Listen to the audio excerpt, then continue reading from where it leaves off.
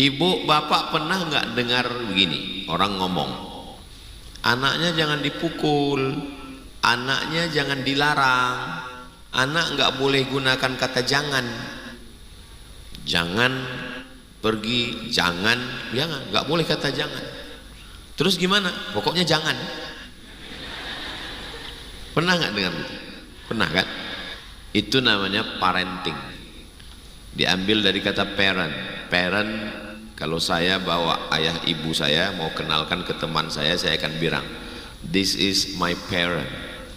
Ini orang tua saya. Parent, orang tua. Parenting artinya bagaimana menjadi orang tua. Teori parenting ini datangnya dari mana? Dari barat. Psikologi, psikolog, ahli pikiran, kejiwaan menggodok sebuah teori, maka lahirlah yang disebut dengan parenting. Hasilnya itulah anak-anak yang tumbuh di barat itu. Jadi kalau bapak ibu ada dengar atau tonton film, anak umur 18 tahun boleh keluar dari rumahnya dan pulang bawa pacarnya, dan orang tua tidak boleh menegur. Itu parenting. Pulang dia bawa pacar, terus orang tuanya marah, kenapa kamu bawa pacar? Dia bilang, umur aku sudah 18. Kamu lupa ya? Itu parenting itu. Dari mana teori parenting ini? Mereka buat sendiri dari otak mereka, dari akal mereka. Dan itu coba-coba semua. Maka untuk menyeimbangkan dengan ajaran Islam, maka dibuatlah namanya cara mendidik anak bagi orang tua menurut ajaran Islam, Islamic parenting, untuk membedakan dengan konvensional parenting. Kalau Islamic ini, yang Islam ini datangnya dari mana? Dari Al-Quran, hadis Nabi Muhammad SAW, dan pendapat para ulama yang mendapatkan ilham dari Allah Subhanahu wa ta'ala. Ini yang akan kita bahas. Jadi supaya kita faham, jangan kita benturkan. Apa ini? Ini datang dari mana? Ini dari Al-Quran dan hadis Nabi Muhammad sallallahu alaihi wasallam. Kira-kira jelas ya? Kalau nggak jelas berarti belum makan buah. Kita urut dulu dari bawah sampai nanti puncaknya atas. Dari mana berawalnya parenting? Yang pertama, ada yang mengatakan mengawali pendidikan anak ini ketika anak sudah merespon. Anak-anak, apa kabar? Namanya siapa? Apa? Sudah bisa dididik karena sudah merespon. Jadi menurut mereka pendidikan baru dimulai, start garis nolnya itu ketika dia udah merespon. Sebelum merespon katanya nggak ada gunanya dididik. Anak yang nangis itu, kamu bertakwa kepada Allah ya, wah, katanya nggak ada gunanya.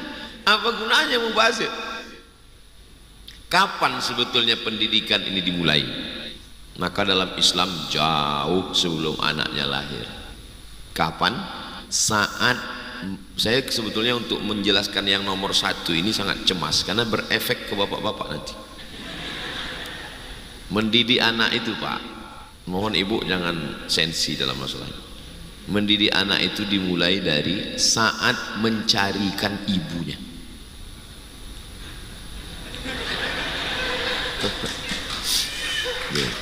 Itu.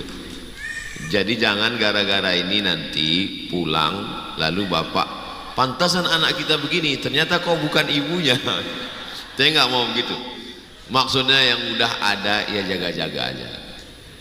Tapi bagi adik-adik yang kelihatan ada yang beberapa belum menikah, nanti kalian ketika menikah ngomongnya jangan bilang ke perempuan itu atau melalui walinya saat ta'aruf, sudikah engkau mendampingi aku hingga akhir hayatku?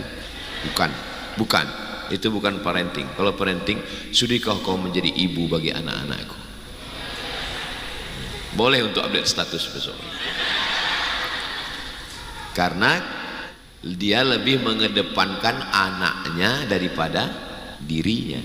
Karena kalau kita ini sudah berlalu, anak-anak kita ini yang akan dia jaga nanti. Dalilnya mana? Wal baladut thayyibu yakhruju nabatuhu biizni rabbih walladzi khabutha la yakhruju illa nakida. Tanah yang tandus, tanah yang baik, tanah yang subur mengeluarkan tanaman yang cantik, bunga mawar indah mekar harum semerbak. Tapi tanah yang tandus mengeluarkan tanaman kaktus, dilihat tidak menarik, dicium hidung bengkak. Apa makna ayat ini? Kiasan, ibu yang baik melahirkan anak yang baik walaupun bapaknya enggak baik. Contoh Nabi Ibrahim. Nabi Ibrahim Azar, bapaknya namanya Azar. Wa idh qala Ibrahim li abihi Azar atattakhidhu asnaman alihah. Kenapa kau menyembah berhala wahai Azar? Azar marah. La illam tantahi, kalau kau tidak berhenti menceramahi aku, la arjumannaka, aku lempar kau pakai batu, wahjurni maliya, pergi sana jauh-jauh. Tapi ibunya perempuan yang luar biasa, namanya Umaylah. Wah, tepat sekali nih Pak Ustadz, istri saya sedang hamil, nanti anak saya kasih Umaylah. Umaylah, panggilannya Lala. Lala artinya tidak-tidak. Umaylah harapan, ada secercah harapan. Jadi ibu yang baik, kalau anaknya itu mau baik, ibunya baik. Bapaknya baik, anak tidak baik. Siapa contohnya? Kan'an, Nabi Nuh. Ya bunayya, wahai anakku, irkam ma'ana, mari naik ke atas perahu bapak. Enggak mau dia. Sa'awi ila jabali ya'simuni minal ma'. Saya akan naik ke atas bukit yang bisa menyelamatkan saya dari air. Bagi yang sudah menikah, mudah-mudahan istrinya jadi lebih baik, suami juga menjadi lebih baik. Saya menjelaskan ini jangan gara-gara ini pulang kelahi. Pantesan anak kita nggak baik, ternyata kau mak lampir.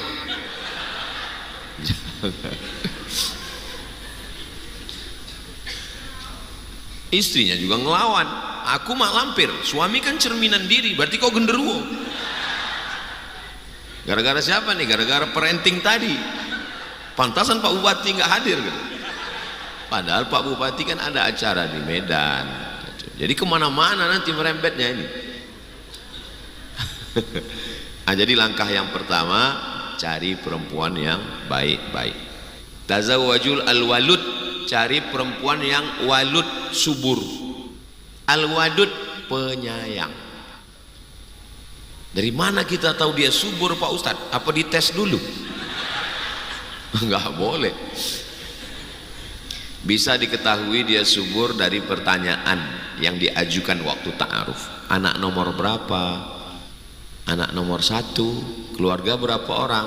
Cuman 1, enggak lulus. Dia pas nanya, ini anak nomor berapa Pak? Ini anak saya yang nomor 12. Gua banget. Nah, itu. Karena inni mukatsirum bikumul umam yaumal qiyamah. Kata Nabi, nanti saya orang paling bangga pada hari kiamat ketika umat yang paling banyak adalah umat Nabi Muhammad sallallahu alaihi wasallam. Mudah-mudahan yang belum punya jodoh diberikan calon-calon ibu yang solihah-solihah. Banyak yang mengaminkan. Kok dilihat dari wajah udah mau nikah semua. Kalian senyum, ibu yang kurang. Nah, setelah itu baru meningkat. Hal ata 'alal insani hinum minad dahri lam yakun syai'an madhkura. Inna khalaqnal insana min nutfatin amsyajin nabtalihi faja'alnahu sami'an basira. Bertemulah laki-laki yang baik dengan perempuan yang baik tadi, dipertemukan nutfah sperma, amsyajin yang bersatu dengan sel telur, nabtalihi faja'alnahu sami'an basira. Anak yang ada janin itu dia sudah sami', mendengar. Setelah sami', basir, melihat. Jadi anak itu sudah mendengar, maka perdengarkanlah yang baik-baik. MP3 Al-Quran, tolong beli speaker Quran yang bisa dipilih juz 1, juz 2, juz 3. Jangan terlalu kuat, jangan terlalu pelan di kamar, non-stop. Listriknya banyak, enggak. Mana tahu calon istri dapat suami korun. Nama lengkapnya Korun bin Bakhil bin Medit bin Kedekut bin Kikir bin Pelit. Kasih tahu sama dia, ini demi anak kita bang. Ini wattnya nggak terlalu berapa. Speaker Quran, cas, habis itu copot, habis cas lagi, non-stop. Sampai hari ini speaker Quran tuh tetap menyala di rumah, walaupun saya pergi, walaupun saya pulang, walaupun nggak ada tetap hidup, walaupun anaknya nggak ada tetap. Dalilnya mana?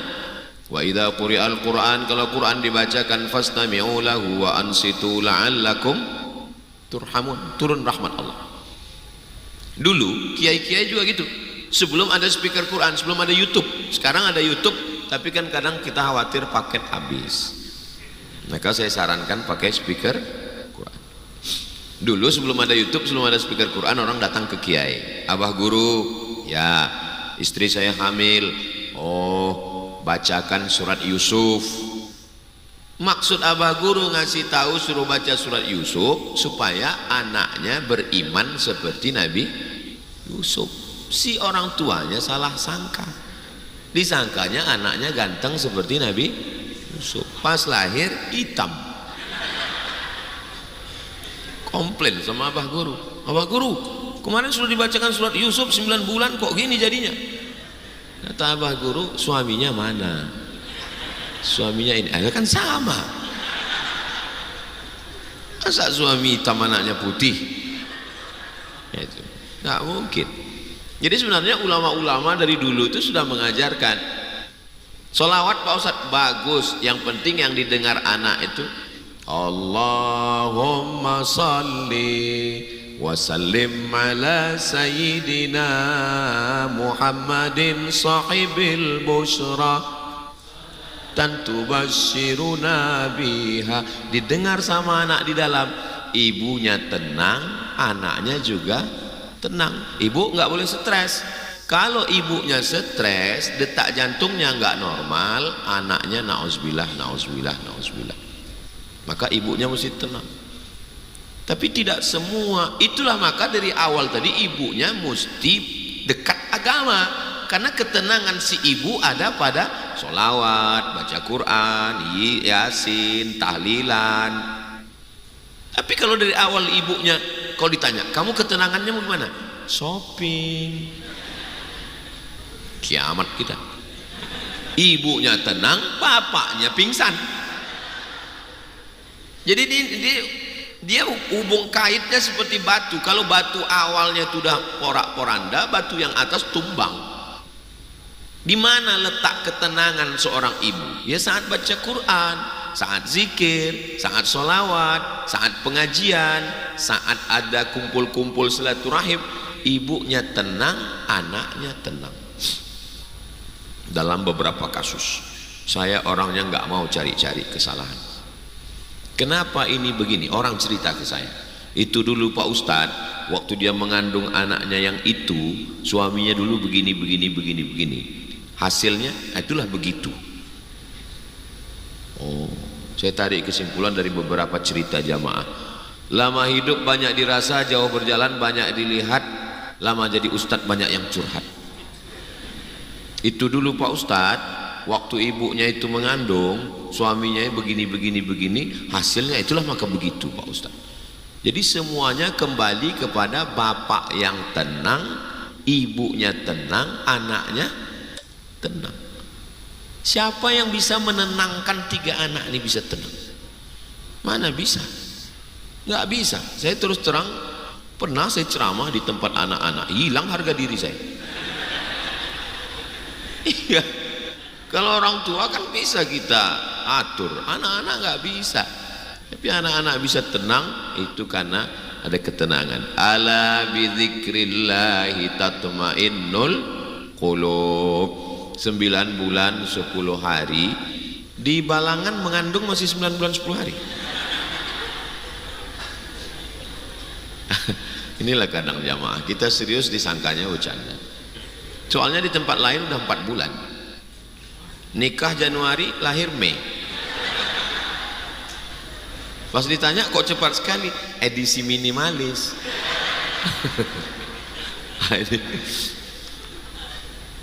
Dah, tempat menyemainya sudah, prosesnya 9 bulan 10 hari didengarkan sudah.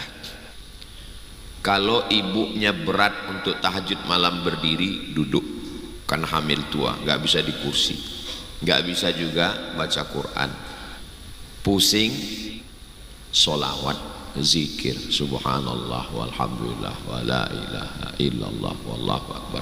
Kedekatan dia dengan Allah sangat dekat, sampai akhirnya anak itu pun lahir. Mudah-mudahan dimudahkan Allah proses kelahirannya insyaallah. Setelah anak itu lahir, lalu ayahnya membisikkan ke telinga sebelah kanan. Hadisnya hadisun hasan dalam kitab Sunan At-Tirmidzi. Nabi mengadzankan Sayyidina Al-Hasan dan Sayyidina Al-Husain. Maka laki-laki seenggak-enggak merdunya suara laki-laki, dia mesti bisa azan paling enggak untuk anaknya. Jangan sampai nanti datang suster ngasih, ini anakmu pak, sebentar ya, nyari MP3 azan. Walaupun nggak pernah azan di musola, tapi untuk anak nih kalau bisa kita yang azan. Azan as-salah seperti azan salat. Walaupun azannya, walaupun lahirnya subuh, nggak pakai as-salatu khairum minan naum. As-salatu khairum minan naum. Kenapa kau azankan? Malam pak, lahirnya subuh. Menanamkan ke telinga pertama tauhid la ilaha illallah. Ternyata tempat yang paling nyaman di dunia namanya rahim. Walaupun ngandungnya di Afrika Utara. Afrika Utara itu cuacanya cuma 2, panas dan panas sekali. Enggak ada janin itu melompat kepanasan. Walaupun mengandungnya di kutub selatan, dingin, beku, Eskimo, belum pernah kita baca berita janin keluar jadi es batu. Tempat yang paling nyaman adalah rahim. Makanya ketika dia keluar ke dunia, janin itu kedinginan, dimasukkan ke dalam akuarium, apa namanya itu,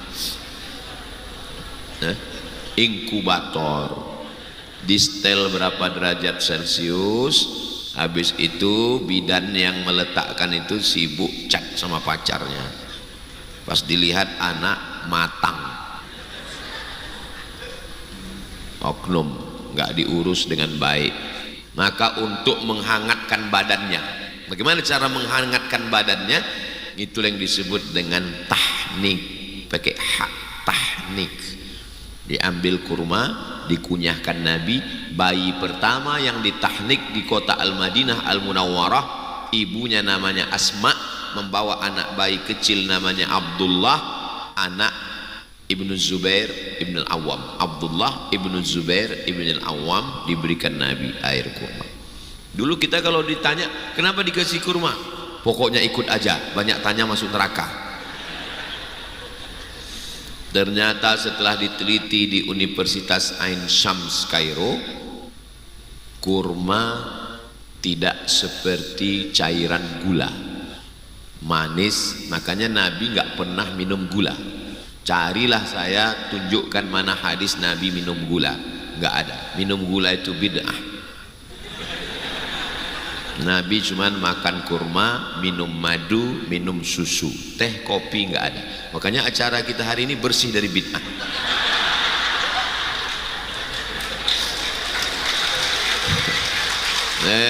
Ini Ustadz Somad ini nyindir panitia nih. Enggak, saya Ustadz yang tidak pandai sindir menyindir. Perlu jamaah tahu, saya sudah dikasih minum teh lengkap sempurna tadi habis makan. Ini saya jelaskan supaya jangan ada dusta di antara kita. Nah, penyakit-penyakit ini datang karena melewati yang diajarkan Nabi Muhammad sallallahu alaihi wasallam. Diberi cairan kurma, ternyata cairan kurma itu masuk ke dalam badannya, panas tubuhnya karena cairan manis. Nggak mungkin bayi dikasih minum bandrek, matilah dia. Lalu kemudian setelah itu ditebus. Kullu mauludin murtahanun biaqiqatihi. Setiap anak yang lahir tergadai karena akikah, belum ditebus. Cincin kita minjam, kita gadai. STNK BPKB kita gadai. Kita tebus kalau ada uang. Anak kita tergadai.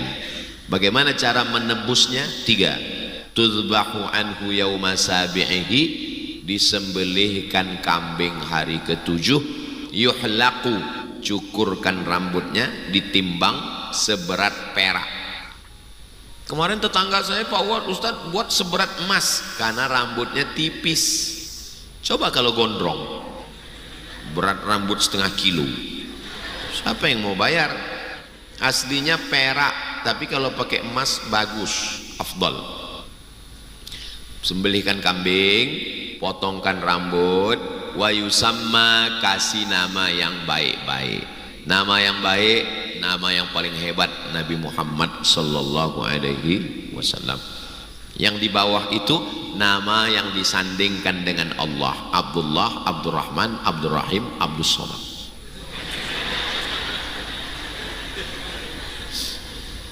Makanya orang Mesir anak pertama itu pasti Muhammad Ahmad. Loh, banyak sekali Muhammad. Iya, nanti ujungnya yang membedakan, nama bapaknya yang membedakan atau nama kakeknya. Nah, ini. Tapi ya bagi yang udah punya nama, udah punya KTP, STNK, BPKB, nggak usah dirubah, ya udah gitu. Nah, untuk apa ini? Ini supaya anak ini dikenalkan dengan orang, didoakan orang. Itu maka ada tradisi di tempat kita, anak dibawa keliling. Habib, Pak Kades, Pak RT, Pak RW, yang preman dilewati. Supaya apa? Supaya dapat doa orang banyak, dikenalkan dengan anak. Kita pun yang ketika anaknya dibawa, kita doakan. Barakallahu laka fil mauhub wa syakartal wahib wa ruzikta birrahu wa balagha asyuddahu. Saya nggak hafal doanya Pak Ustadz, nggak usah kuat-kuat.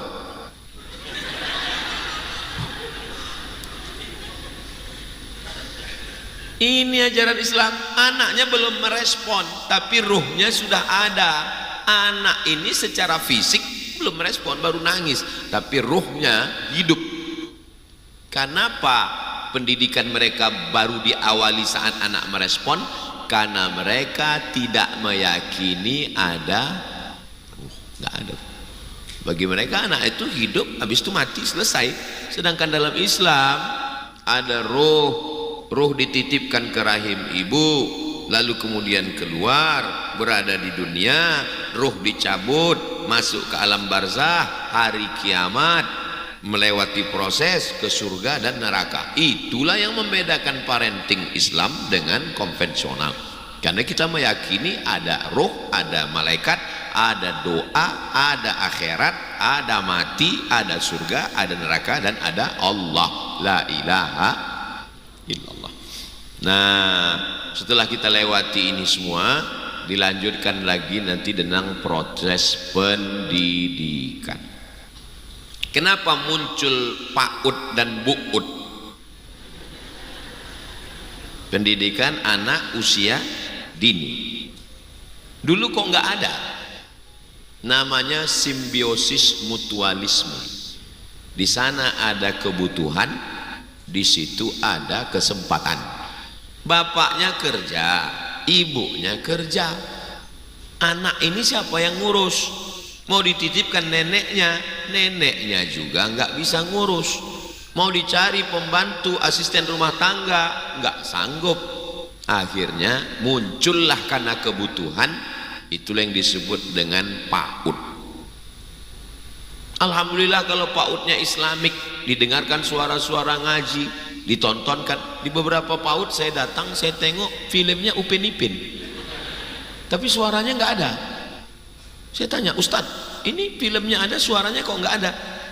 Karena Ustadz matanya melihat tapi suaranya kami robah jadi suara ngaji. Oh, jangan sampai suara Bang Saleh merusak telinga si anak. Jadi tetap suara ngaji. Pandangan apa boleh nggak terelakkan lagi, apa boleh buat. Tapi ini. Jadi aslinya bapak yang mencari nafkah, ibu yang di rumah ngurus anak. Tugas perempuan dalam Islam itu cuma 3: mengandung, melahirkan, menyusukan. Cuman itu. Yang lain itu adalah tugas bapak. Tak, tunggu, jangan senang dulu. Tapi karena bapak tidak mampu menyediakan khadim pembantu, maka bapak bermusyawarah dengan ibu. Bu, sebetulnya tugasmu cuma 3: mengandung, melahirkan, menyusukan, mengandung lagi, melahirkan lagi, menyusukan lagi, mengandung lagi, melahirkan lagi, menyusukan lagi. Tapi karena aku tidak mampu, maka tolonglah aku. Tolong kau masakkan nasi sambal terasi. Aslinya orang lain ini yang kubayar, tapi kau kan tahu sendirilah, aku ini kan tidak kaya. Kata si istri, jangankan cuman masak nasi bang, nyawa aku berikan. Satu-satunya kesalahan ke dalam hidup adalah satu: mencintai. Ini mesti dijelaskan dulu, kalau enggak nanti suami sedikit marah. Teh manis lambat datang marah, nasi lambat datang marah. Ibu kalau ada marah-marah gitu, ibu jangan marah juga. Kalau dia marah, ibu marah. Apa kata dunia? Ibu cuma coba ibu nyanyi, abang jangan marah-marah, nanti abang cepat mati, aku berlaki lagi. Gitu. Ini supaya kita jelaskan, kalau enggak nanti laki-laki ini semaunya aja. Ibu disuruhnya kerja, anak enggak terurus, gaji ibu diambilnya, dipakainya jadi main judi online. Gaji 13 ibu diambilnya, dibakarnya bapak. Cocok itu, setuju saya. Iya, enggak ngerti dia kewajiban dia apa. Nah, ini. Mohon maaf Pak, kalau setelah ini nanti pulang kalian disuruh ngepel. Al-mu'minun laki-laki, wal mu'minat perempuan, ba'duhum awliya'u ba'd, mereka saling tolong menolong. Ini lantai kotor, siapa yang wajib membersihkan lantai? Bekerja samalah kita. Adinda, sebetulnya aku yang membersihkan lantai ini kotor, karena tugasmu cuma mengandung, melahirkan, menyusukan. Sebetulnya aku. Tapi kalau sampai aku yang ngepel, nanti kelihatan jamaah kan hilang harga diriku. Jadi bekerja sama. Kita kalau mau mengajukan ego kita nggak bisa, maka mesti mengalah sedikit, seperti main layang-layang. Ini menjaga anak ini aslinya tugas ibu, maka disebut al-madrasatul ula. Ibu adalah sekolah yang pertama. Tapi bukan berarti ibu yang pegawai PNS besok semuanya resign. Ibu yang sekarang jadi PNS, dokter, bidan, perawat, terus bekerja, tapi tolong efisienkan waktu. Kalau sudah berangkat pagi jam 7, pulang jam 4 sore, siap-siap macet jam 5, sampai rumah jam 6, sholat maghrib, kalian cuma punya kesempatan 8, 9, 10, cuma 3 jam untuk anak dan istri.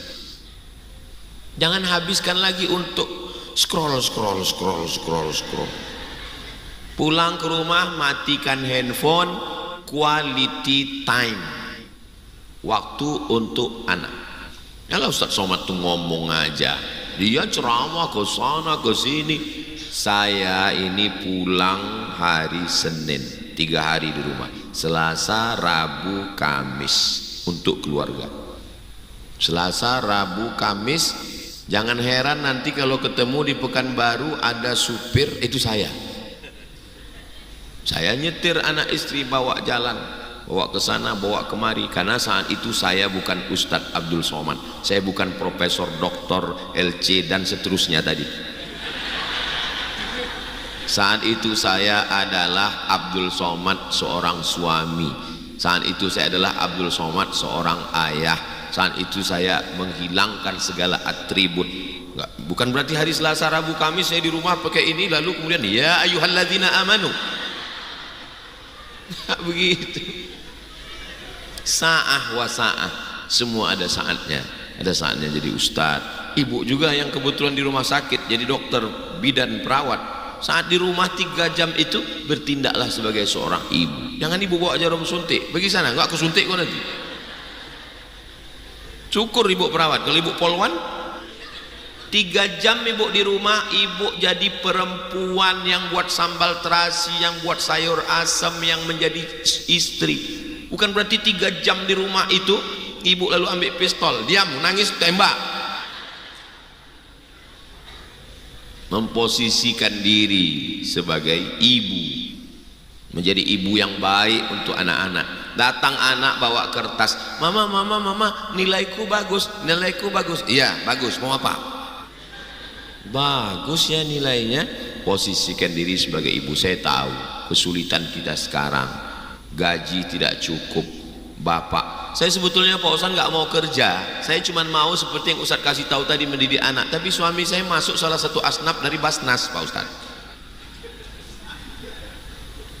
Nggak mustahil ketika cinta tidak bisa memilih. Ibu yang S1, S2, S3, S cendol, S doger, dokter, spesialis, dapat suami, gaji ibu lebih besar. Maka saat itu ibu tidak bisa mengatakan bahwa akulah penguasa. Tidak, ibu tetap kepala rumah tangga. Sampaikan ke suami, bang, memang secara gaji akulah yang berzakat kepadamu, karena kau termasuk innamas shadaqatu lil fuqara wal masakin. Tapi kau jangan rendah diri, kau tetaplah imam, kepala rumah tangga di rumah ini. Besarkan hatinya. Laki-laki ini ingin dihormati, laki-laki ingin disanjung tinggi. Tunjukkan bahwa dia kepala rumah tangga walaupun dia nggak ada duit. Betul kan Pak? Betul kata mereka. Nah ini, jaga anak ini dengan baik. Kami nggak sanggup Pak Ustadz. Anda sibuk tidak bisa mengurus anak, kemana Anda serahkan? Serahkan ke Al-Bushra. Di tempat lain kita nggak tahu dididik bagaimana ini anak. Kenapa tidak boleh diserahkan ke nenek? Karena nenek tidak punya perangkat untuk membesarkan cucu. Dia hanya punya alat-alat untuk membesarkan anak. Ketika usianya sudah lewat lanjut, maka alat itu sudah tidak ada pada dirinya. Maka banyak cucu yang dibesarkan nenek menjadi cucu kurang ajar. Neneknya bagus, neneknya baik, semua serahkan, TV dikasih, remote dikasih, banyak anak kurang ajar. Dan nenek juga tidak bisa beribadah. Dulu nggak bisa sholat duha, dulu nggak bisa zikir, dulu kena kencing, dulu nggak bisa yasinan. Gara-gara apa? Gara-gara membesarkan kamu. Sekarang dia nggak bisa lagi ikut yasinan, nggak bisa lagi baca Quran, nggak bisa lagi sholat duha. Gara-gara apa? Anak kamu. Nenek tidak pernah menolak cucu. Ma, aku mau seminar, jaga cucuku ya. Iya. Nek, dia nggak pernah menolak, karena dia ibu yang baik. Bukan cuma menitipkan anaknya, cucunya pun dia titipkan juga.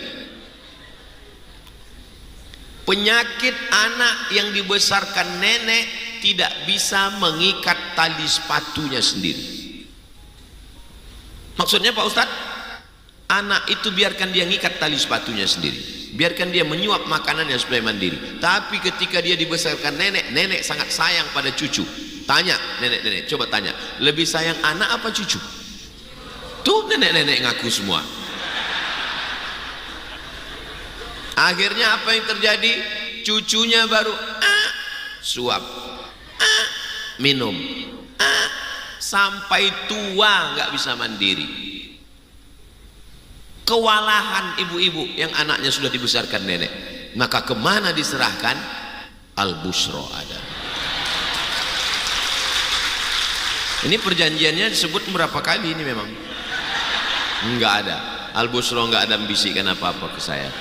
Saya ini ustadznya enggak bisa dibisik-bisikin. Saya ini ustadz independen.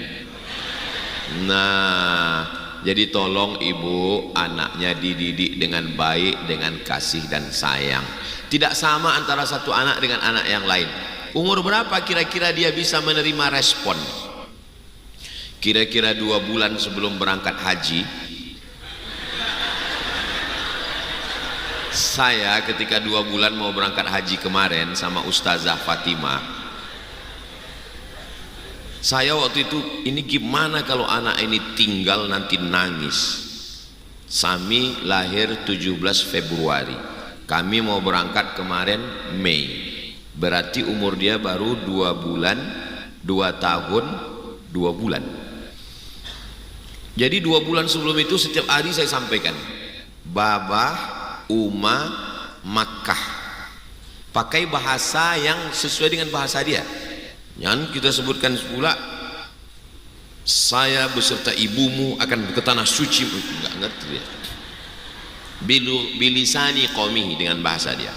Babah, Uma, Ka'bah. Dia lebih tahu Ka'bah daripada Makkah. Karena kalau dia Ka'bah. Babah, Uma, Ka'bah. Sami, Jidah nenek. Setiap hari udah terbentuk di kepalanya bahwa Babah, Uma, Makkah, Sami tinggal sama Jidah. Jadi setelah berangkat pulang saya tanya, ada dia nangis Mi? Enggak ada nangis. Oh, ternyata dia merespon. Cuman setiap video call dia nggak mau ngeliat. Mungkin dia takut menangis di depan saya.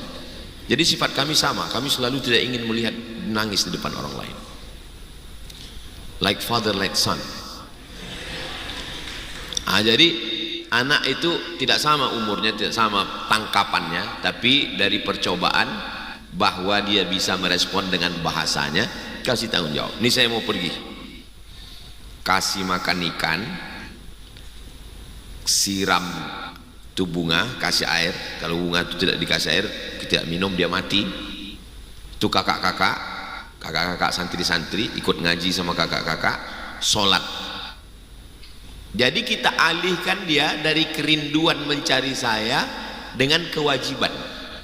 Dia udah tahu. Jadi kalau video call, ingat ikan, dia tahu, dia masih kasih ada ikan di akuarium. Nah, ikan itu ikan toman. Jadi ada tamu satu tanya, ini teman Baba, ini teman Baba, ini teman Baba. Jadi ditanya, ini siapa? Ikan toman. Gitu. Jadi kita kasih tahu bahwa ikan ini mesti dikasih makan. Siapa yang kasih makan? Sami kasih makan. Ada tanggung jawab. Kita berikan dia tanggung jawab. Walaupun dia masih kecil, tapi tidak paksaan. Hanya supaya memancing kesadarannya bahwa dia sadar, sehingga dia berbagi, dia tidak sibuk untuk mencari, dan kita kasih tahu ini berdakwah, dakwah. Jadi dia tahu kalau ditanya orang mana Babah dakwah, Sami toman, dengan pemahaman dia. Jangan pernah menyerahkan kepada orang yang tidak amanah. Dia kasih handphone, dia berikan TV, kepala anak kita hancur. Ini Ustadz gambar anak yang kepalanya pecah ditabrak truk, na'udzubillah. Ini anak yang kepalanya utuh. Coba Ustadz lihat, psikolog manggil saya. Apa bedanya Pak Ustadz? Ini kepalanya hancur, ini kepalanya sehat. Enggak Pak Ustadz, dua-duanya udah hancur. Cuman bedanya ini hancur fisik. Ini fisiknya enggak hancur, tapi hancur kepalanya. Hancur kenapa Bu?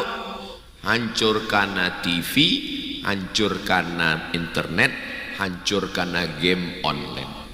Memang perasaan kita waktu narik handphone dari anak itu merasa ayah yang tidak berbakti kepada anak, merasa ayah yang tidak sayang pada anak. Tapi demi dia kita tarik, nggak boleh. Tapi kita juga jangan pegang handphone lama-lama depan dia. Jadi kalau mau buka handphone mana? Toilet kan ada. Kamar sana, pergi di sana, bisa. Jangan kita main depan dia. Itu sama dengan orang yang puasa kita makan. Enak ya. Jaga juga perasaan dia. Nah ini, jadi kita jaga bersama sampai pada akhirnya usia sekolah. Setelah itu sekolah. Kemana kita serahkan? Ya udah tahu sendiri kemana sekolah. Datang murad, menyerahkan anaknya kepada guru namanya Agha Syamsuddin. Nama anaknya Muhammad. Anak ini diberikan tongkat pendek kepada Agha. Agha Syamsuddin, didik anakku ini. Kalau dia nakal, pukul. Jadi memukul dalam Islam adalah salah satu. Tapi tolong catat baik-baik. Jangan potong video ini. Nanti saya ditangkap Kapolres. KDRT, kekerasan dalam rumah tangga. Mana hadis tentang pukul? Muru auladakum bisalah, suruh anak kamu salat wahum abna'u sab'a sinin, umur 7 tahun. Wadribuhum fil ashrah, pukul umur 10. Salah satu proses pendidikan adalah pukul. Pernah Ustaz mukul anak Ustaz? Enggak. Tapi Nabi mengajarkan hadis ulama menggantungkan cambuk di dinding, menunjuk. Nanti Bapak Ibu kalau datang ke rumah saya Pekanbaru, lihat di dinding ada saya gantung, bukan cambuk, celurit. Saya akan pulang dari Pulau Madura, dikasih orang Madura itu namanya souvenir, celurit, digantung di ruang tamu. Sejak itu setiap tamu yang datang cepat pulang. Jadi proses pendidikan ini ada sayangnya, ada lembutnya, ada kasihnya, ada tegasnya. Jangan karena ibu marah sama bapak, anak jadi sasaran. Jangan karena bapak marah sama ibu, anak jadi sasaran. Sebetulnya ibu mau mukul, bapak mau mukul ibu, tapi karena ibu lebih kuat, anak jadi korban. Itu nggak betul. Saya tidak membenarkan pemukulan. Di sekolah juga begitu. Jangan karena guru bermasalah di rumah, murid jadi pelampiasan. Itu nggak benar. Makanya saya setuju dengan CCTV. Rekam.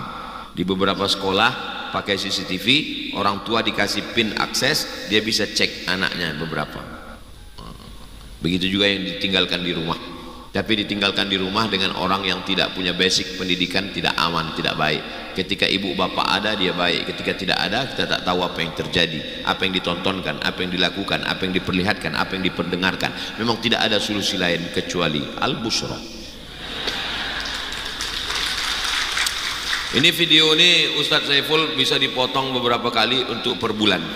Memang saya sudah susun ini dari mulai bulan Agustus, September, Oktober, November sampai kedatangan saya tahun depan. Nah,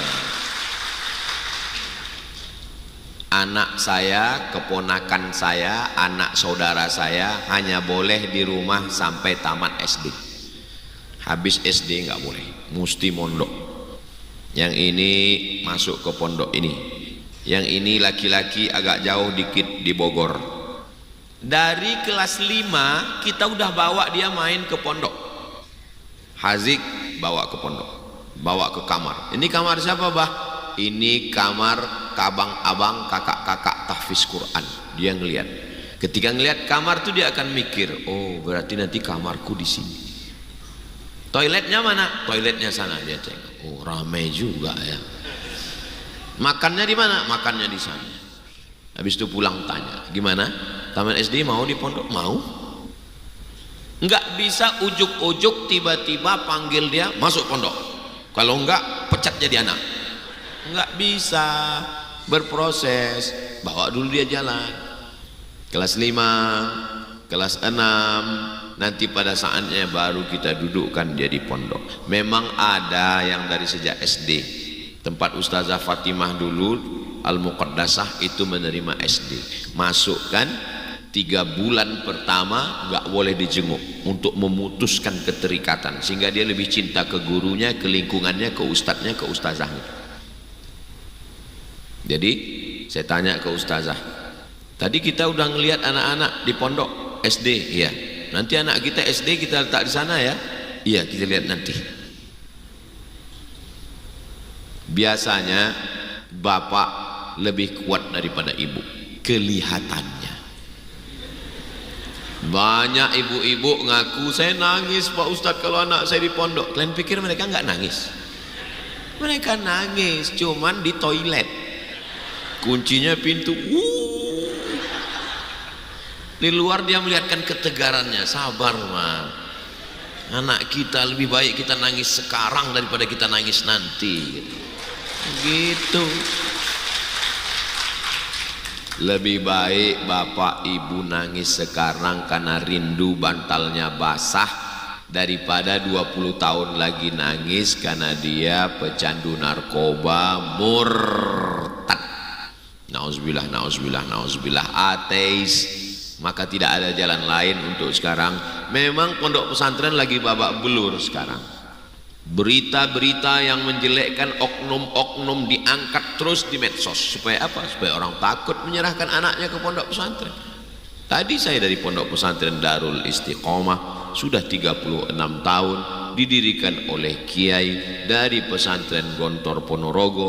Kemarin saya ke pondok pesantren Pagar, dalam Pagar Dalpa, didirikan oleh salah satu murid dari Sayyid Muhammad bin Alawi bin Abbas Al-Hasani Al-Maliki. Mau pakai sistem modern Gontor, silakan. Mau pakai sistem salafiyah ahlu sunnah wal jamaah, silakan. Apapun sistem yang kita pakai, insya Allah anak kita soleh dan solihah. Al-Busra baru sampai SD.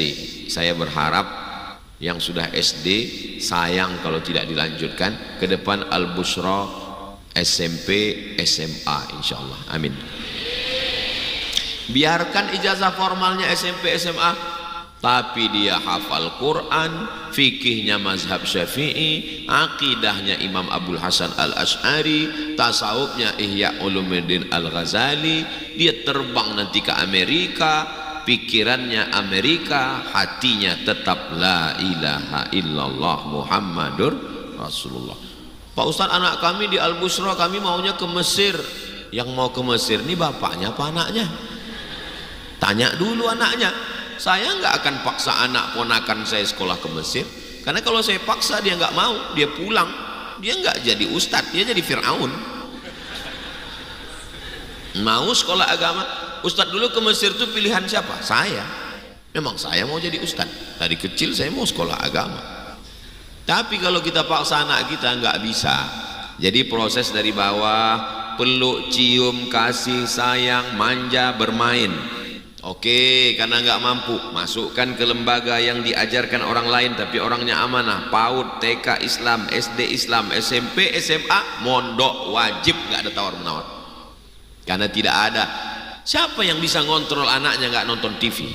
Bapaknya aja nggak terkontrol. Kawan saya pulang dari Mesir ngajar di sekolah, razia handphone. Semua handphone tangkap, masukkan ke keranjang. Periksa satu-satu, panggil ibunya, panggil bapaknya, datang ibu. Bapak mana bu? Bapak kerja nggak bisa, saya mewakili bapak. Anak ibu sudah keterlaluan, kami cek handphonenya ini udah rusak, udah kacau. Mohon maaf Pak Ustadz, itu handphone suami saya. True story, kisah nyata, ada lagi teman saya. Bapaknya aja error, apalagi anaknya. Zaman sekarang ini luar biasa. Maka tidak ada jalan lain, benteng pertahanan kita tinggal satu, pondok pesantren. Bapak yang kaya raya, punya tambang, punya duit, gak mampu buat pondok, hubungi Habib Muhammad Zaki Al-Idrus, cari alumni-alumni Dalwa, cari alumni Tarim Darul Mustafa, cari alumni daripada Ribat Tarim, cari alumni Al-Ahqaf, wakafkan tanah lengkap dengan kebun sawitnya, dekat dengan tambang batu baranya sekali untuk biaya operasional. Saya mau setelah kajian ini semua orang-orang kaya di Kalimantan ini bekerja sama dengan alim ulama, abah guru, habaib untuk lebih banyak lagi pondok pesantren menyelamatkan anak bangsa insyaallah. Assalamualaikum Habib. Waalaikumsalam. Saya sudah dengar tausiah Ustaz Somad di Balangan kemarin. Itu saya mau kasih semua, ada kebun sawit, kebun karet semua. Punya siapa? Enggak tahu.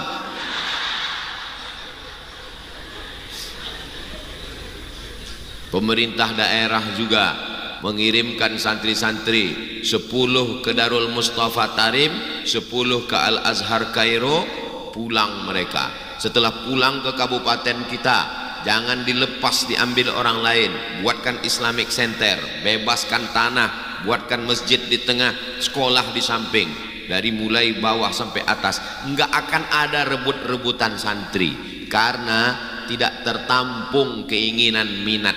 Siapa yang mau menyekolahkan anak ke SMP SMA kalau hanya sekedar gratis tanpa ada kualitas penjagaan, pengawasan, pemeliharaan pendidikan tarbiyah Islamiyah? Prestasi ibu bukan waktu pergi haji gelangnya sebesar rantai sepeda motor. Prestasi bapak bukan mobilnya mewah, rumahnya besar. Prestasi adalah saat anak qurrata a'yun, sejuk dipandang mata, menenangkan hati dan jiwa, insyaallah. Amin.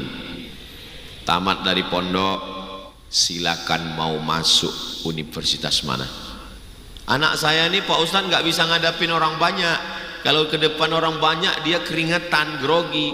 Masukkan dia ke jurusan sains teknologi supaya dia nggak ketemu orang, ketemu komputer aja. Orang barat memeriksa psikologi anak dari tulisan, dari tanda tangan, melihat di mana bakatnya. Dari kecil udah kelihatan tuh bakat anak ibu. Ibu yang lebih mengenal anak ibu. Jangan sampai ibu nggak kenal anak ibu. Ustadz dulu dari kecil gimana? Saya dulu, kata mak saya tanya almarhumah, mak aku dulu kecil macam mana? Kau dulu kecil, kalau kusuruh beli cabai sama beli minyak ke warung, dijemput baru pulang.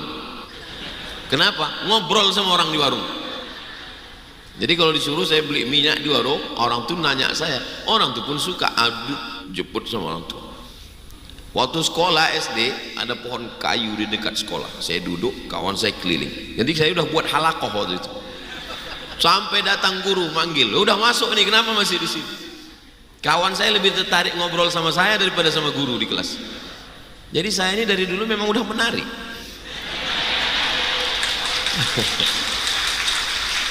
Seandainya orang seperti saya ini dimasukkan ke sekolah yang tidak ketemu dengan manusia, ketemunya dengan mesin, dua-duanya hancur. Anaknya hancur, mesinnya lebih hancur. Jadi sesuaikan dengan bakat. Saya ketemu dengan dokter, kerjanya malah nulis puisi. Lalu saya tanya, Pak dokter, enggak ada praktek rumah sakit? Enggak Pak Ustaz. Kenapa? Karena saya lebih tertarik nulis puisi. Terus cita-citanya dulu apa? Jadi sastrawan. Kenapa bisa jadi dokter? Dipaksa bapak saya fakultas kedokteran. Orang begini, kalau dia tetap buka praktek dokter, dua kemungkinan. Kalau enggak dia mati, pasien mati. Jangan paksa anak pada minat yang dia tidak suka. Mana yang dia lebih suka, maka serahkan. Tapi doa juga luar biasa supaya Allah memberikan bimbingan sama dia sampai masa menikah. Dari mulai memilihkan ibunya sampai ini Ustadz ngomong berapa lama? 60 menit membahas umur 63 tahun. Itu bahasa Arabnya mustahil. Ini udah dipotong-potong ini. Dari mulai memilihkan ibunya dalam kandungan, lahirnya, PAUD-nya, TK-nya, SD-nya, SMP, SMA, kuliahnya, sekarang dia sudah kerja, sudah mapan. Nikahnya pun tidak bisa kita main. Kamu sudah saya sekolahkan, kamu sudah saya didik, kamu sudah saya kasih uang jajan, kamu sudah saya kasih motor, masalah jodoh cari sendiri. Gak bisa. Gak bisa. Jangan sampai ketika disuruh kamu cari sendiri, ketika dia bawa calonnya antingnya 13, biji matanya pun bertato. Lalu setelah dia jatuh cinta baru kita marah. Nggak bisa sebelum dia jatuh cinta. Makanya jatuh cinta anak laki-laki pertama kepada ibunya, dia curhat sama ibu. Jatuh cinta anak perempuan kepada ayahnya, dia curhat kepada bapak. Jangan sampai anak kehilangan tempat curhat, dia curhat kepada pacarnya. Dunia sudah kiamat guys.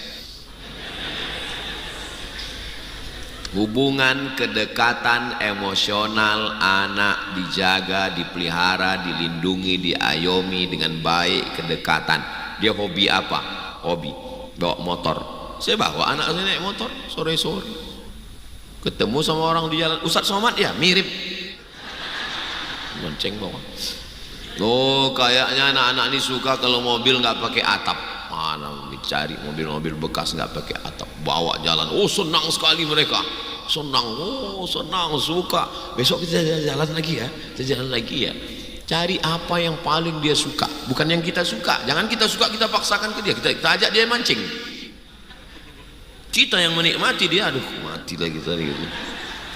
Apa yang dia suka. Menikahkan juga begitu. Nampaknya dari beberapa WA-nya, dari beberapa udah kelihatan.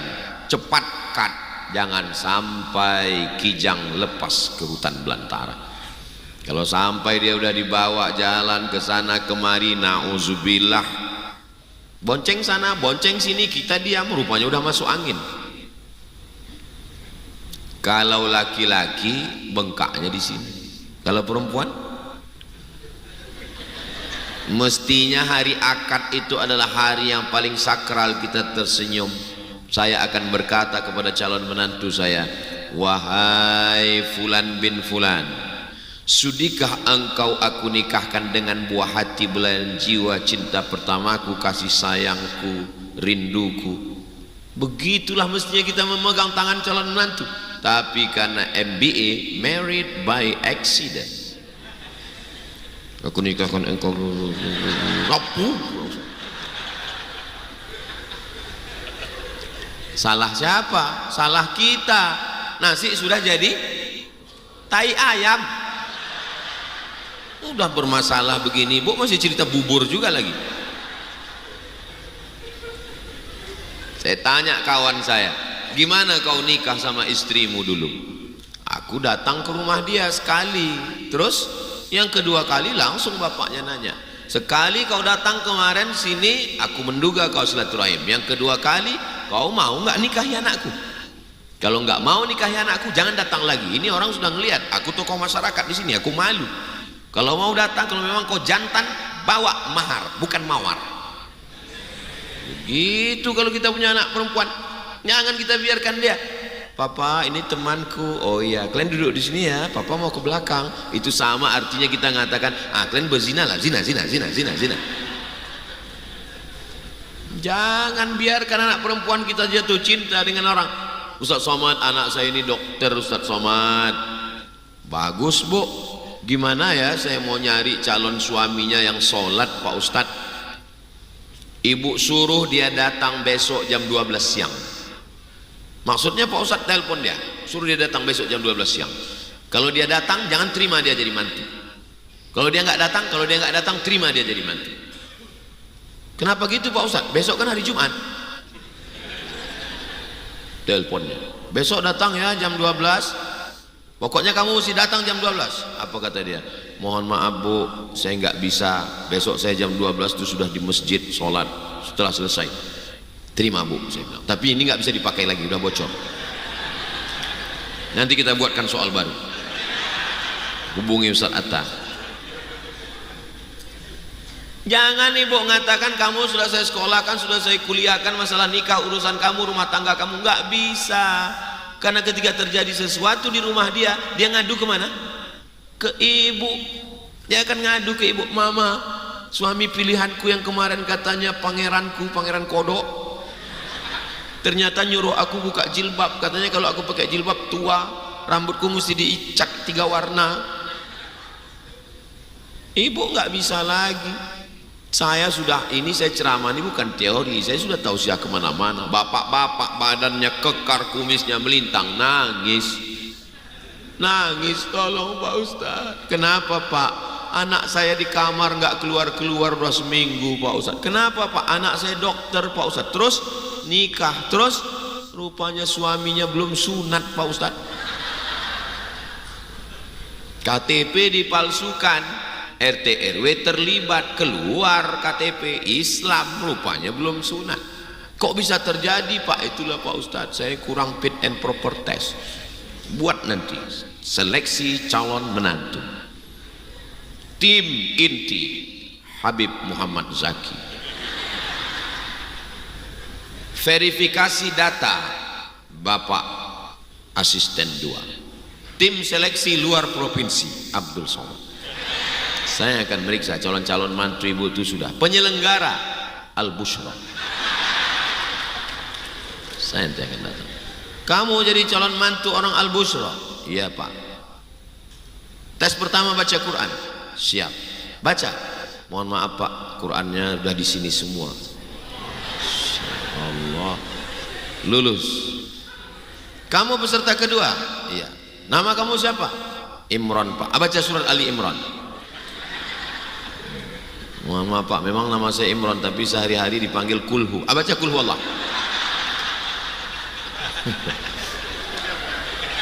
Ya bisa kita lepaskan anak. Ibu akhirnya menikahkan anak, pasangan dua mempelai, orang tua sebelah kiri, orang tua sebelah kanan.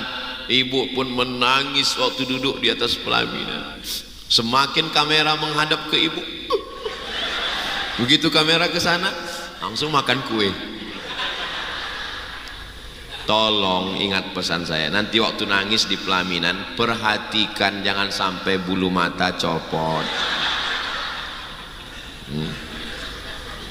Ini banyak ini duduk di pelaminan nangis, dia nggak tahu celaknya udah kemana-mana. Dia nangis orang senyum. Ibu kenapa nangis Bu? Saya nangis Pak Ustadz, haru saya. Haru kenapa? Tanggung jawab saya sudah selesai Pak Ustadz. Anak saya sudah duduk di pelaminan, sudah saya sekolahkan S1, sudah jadi dokter spesialis. Sekarang tanggung jawab saya lepas. Kata siapa? Kata siapa tanggung jawab ibu lepas? Tanggung jawab tidak pernah lepas. Parenting dalam Islam mendidik anak dua, dia duluan mati atau kita duluan mati. Mati kita baru selesai tanggung jawab. Selama itu kita tidak akan pernah selesai tanggung jawab. Ibu ayah di rumah meninggal dalam keadaan stroke, tetangga nggak tahu, membusuk, baunya tercium tetangga, baru dibuka ternyata anak ada 3 orang. Dan setelah meninggal baru anak datang mau mengambil surat tanah rumah. Hari ini kita baca berita, tapi itu bisa saja terjadi pada kita.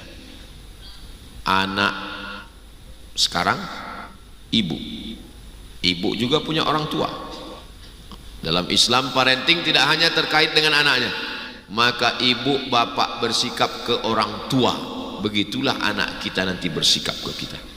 Ibu yang masih punya orang tua, bapak yang masih punya orang tua, pulang dari sini belikan kain sarung, belikan sajadah, belikan makanan enak, bubur kacang hijau, belikan daging, belikan ayam, kasih dia. Sebagaimana bapak memberi orang tua, begitulah anak-anak bapak ibu akan berbakti kepada bapak ibu semua insyaallah. Yang sudah meninggal dunia kirimkan doa, baca yasin, tahtim tahlil, zikir sodakoh. Saya sampai hari ini tidak putus. Di pesawat kemarin tetap baca, kebetulan hari Jumat baca surat Al-Kahfi, kirimkan pahalanya untuk almarhum almarhumah. Setiap teringat tetap baca Al-Fatihah. Karena dalam Islam yang kita didik bukan cuma yang nampak, tapi juga yang tidak nampak. Terus pendidikan terakhir, kalau kita duluan, dia yang membisikkan ke telinga kita, la ilaha illallah. Malang tak dapat ditolak, untung tak dapat diraih. Rupanya dia duluan 2 kali. Dulu saat kau lahir, aku yang membisikkan, asyhadu an la ilaha illallah. Saat akan meninggal pun aku juga yang akan membisikkan la ilaha. 2 kali anakku itu kumandikan Pak Ustadz, kata jamaah. Ibu mandikan berapa kali? 2 kali Pak Ustadz. Dulu sekali waktu dia masih bayi, dan jenazahnya saya juga yang memandikan. Saya ketemu. Pendidikan kita sampai akhir hayat. Dan ketika sudah selesai, kita yang selesai atau dia selesai, disitulah baru kita mendapatkan kebahagiaan. Alhaqna bihim dzurriyyatahum, nanti kami akan satukan mereka di surga Jannatul Firdaus. Insyaallah dengan kasih sayang kita ini, kita akan bersama dengan keluarga kita di surga Jannatul Firdaus insyaallah. Amin ya rabbal alamin. Dari mulai awal sampai akhir, saya mulai tadi jam 3 dan sekarang berakhir jam 4, 60 menit dalam parenting, baru muqaddimahnya. Nanti kita lanjutkan insyaallah.